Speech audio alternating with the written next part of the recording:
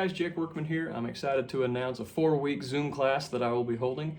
This will be running January 15th through February 5th, 4 Mondays in a row at 7:30 p.m. Central Time. NashvilleAcousticCamps.com will have all the info and where you can sign up. This class is going to comprise of just a lot of bluegrass guitar playing discussions. So right hand technique for both rhythm and lead, left hand technique for those same things. And I'm going to get pretty detailed about it, especially on the right hand. There's a lot I have to say there that I don't always say out and about except in private lessons, but I'm excited to work with you on that. I'm going to talk about the left hand and mapping the fretboard using triads, trying to play more musically with less patterns involved, less copying licks of other players necessarily. I want you to learn how to create your own solos and understand what you're doing.